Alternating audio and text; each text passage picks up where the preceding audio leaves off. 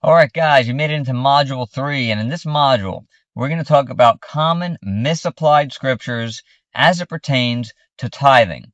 Now there's many scriptures that pastors are using and using wrongly and pulling out of context, but as you see in the bottom right here of the screen, we're going to be looking at Malachi 3 and Luke 6:38, which are some of the more common passages that are pulled out of context and applied to tithing. All right, so we're going to look at the misuse of Malachi 3 in regards to tithing first. And the book of Malachi is often incorrectly lifted out of its covenantal context and applied directly to us in the church age. But let's take a look. Who was the book of Malachi actually written to? Well, the book is written to national Israel under the Mosaic covenant with a functioning temple, with a Levitical priesthood, and with a required tithing system. So with those bullet points there, we can clearly see that this is not written to us in the New Testament church. Now let's break down some of the verses in Malachi that they often misuse. All right, misuse number 1, and all of these are going to come out of Malachi 3 verses 8 through 10.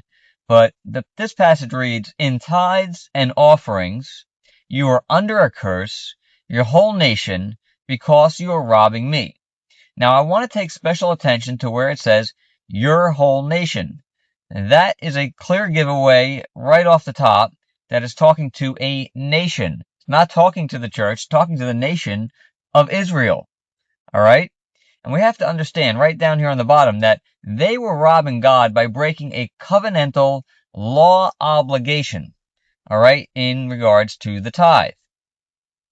Israel was not failing to give a modern day 10% voluntary offer. Rather, they were withholding a required tithe under the law, which was in turn neglecting what?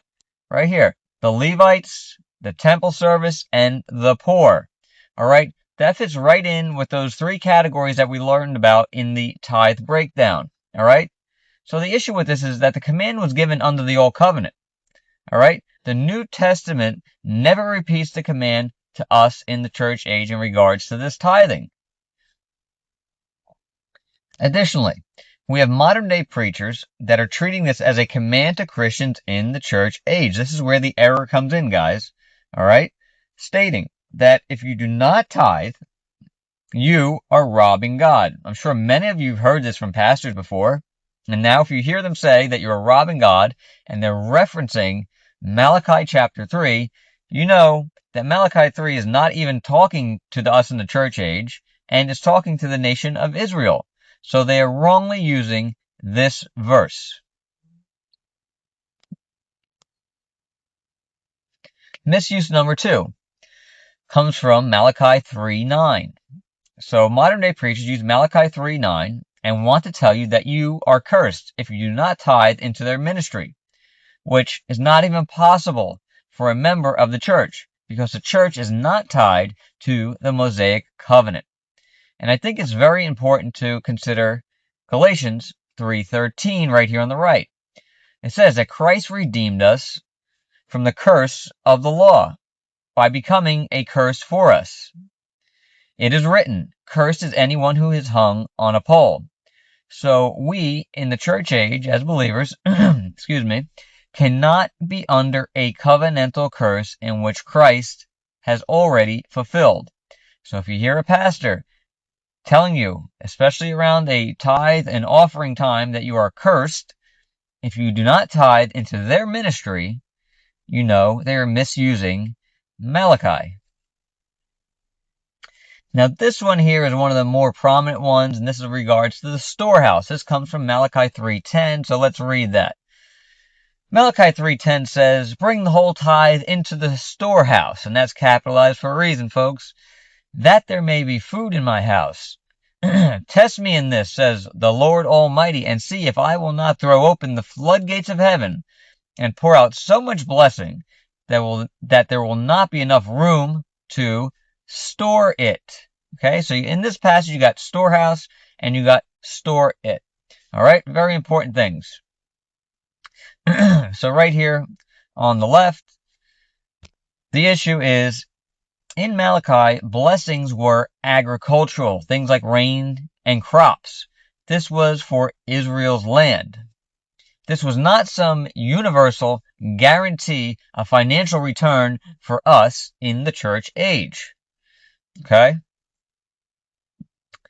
So, right here, the temple and the temple storehouse does not equal a modern day church budget system.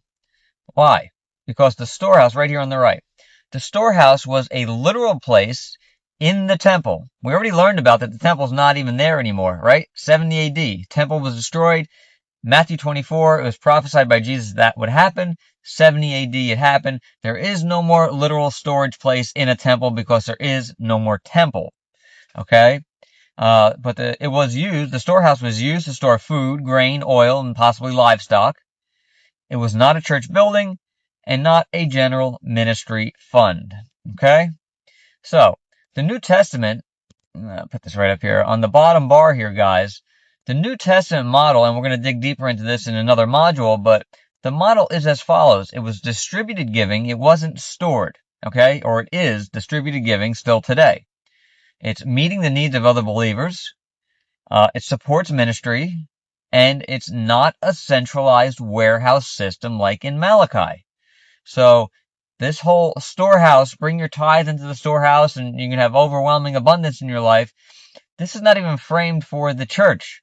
And it's not a universal financial give to get type of strategy, guys. So Malachi is being misused drastically just because of the covenantal context and who it's directed to and the fact that there's no temple. All right. So these are things you got to watch out for with some of the pastors that are preaching heavy on the tithe. So just to button this up on the Malachi end of things, to summarize it, it's misused when it's pulled out of the covenantal context, when it's applied to us directly in the church age, when it's used to enforce a certain percentage of giving, when it threatens you that you are cursed, and it promises for guarantees of financial returns. So the context matters, guys, and it's the covenantal context that matters, and the truth matters. That's why I make these type of videos. All right, let's get into the next one that's really heavily used, and that's the misuse of Luke 6:38. So the passage is right here. Let me make that so we can see it. Give, and it will be given to you. A good measure, pressed down, shaken together, and running over, will be poured into your lap. For with the measure you use it, it will be measured back to you. Luke 6:38. All right. So this verse is one of the most widely misused verses when it comes to tithing. This happens when scripture is lifted out of its surrounding context and people insert their own meaning into the text. And in some cases, they use it to manipulate and coax people to give into their ministry. Right here on the right. The best way to sort this out and rightly divide the word is to address the surrounding context of this verse to bring out the real meaning. And that's what we're going to do here.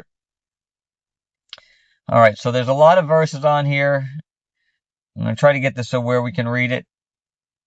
All right, so we're going to do a contextual study here, guys, of the passages surrounding Luke 6:38. So we're going to study Luke 6:27 through 42. We'll start over here on the left where everything is blue. And number 1 there says, love your enemies. Luke 6:27 through 36. And we're going to read this passage real quick. All right. But to those of you who will listen, I say, love your enemies. Do good to those who hate you. Bless those who curse you.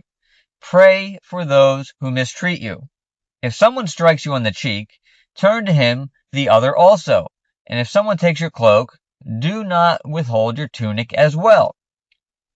Give to everyone who asks you. And if anyone takes what is yours, do not demand it back.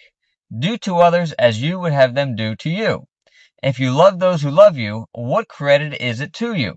Even sinners love those who love them.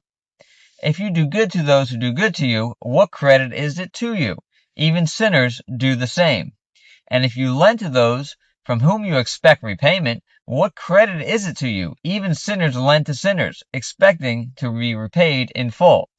But love your enemies, do good to them, and lend to them, expecting nothing in return. Then your reward will be great, and you will be the sons of the Most High.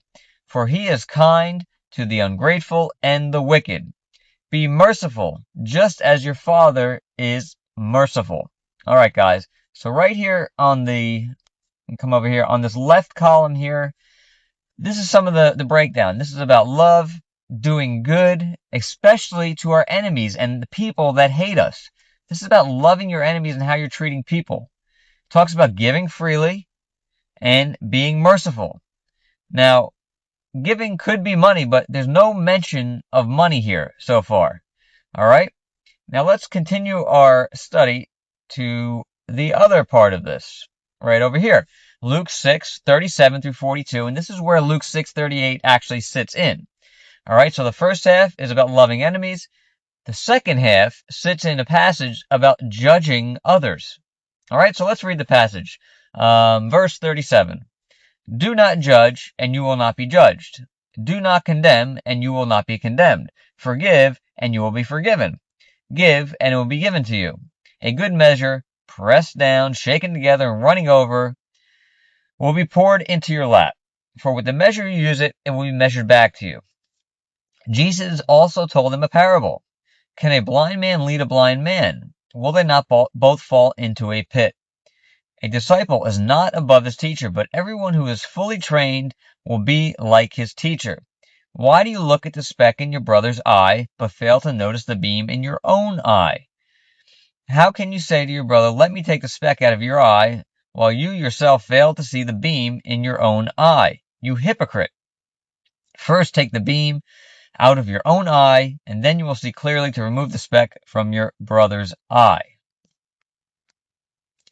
All right, so this passage is largely about judging others. Do not judge, do not condemn, forgive, and give. Again, giving can be money, but there's no message of tithing here, and there's no message of money here. This is largely about judging others, condemning others, forgiving others. This is the real takeaways here, okay?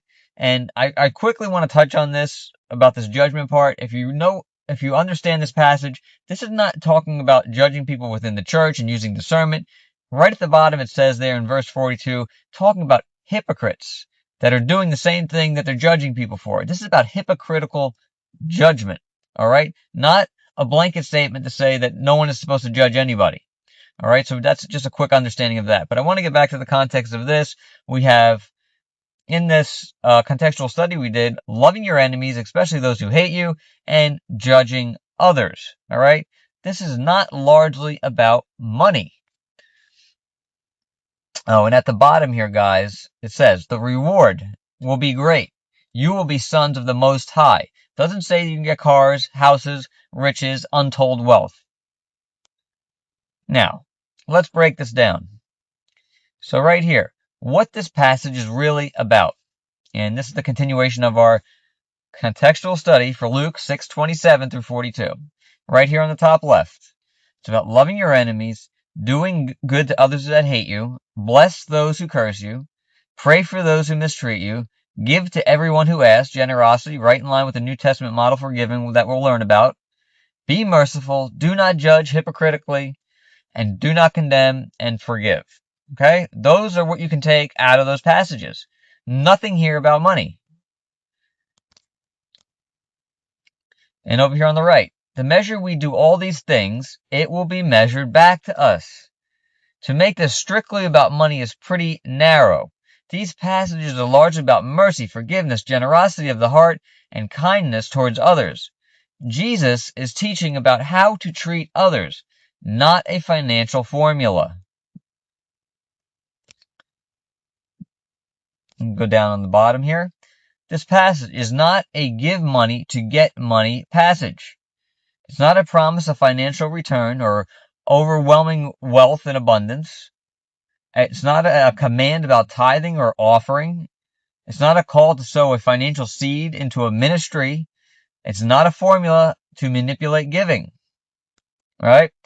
This right here on the bottom right. It's about living generously with the right heart attitude, and the give to get reading of this is the wrong heart attitude.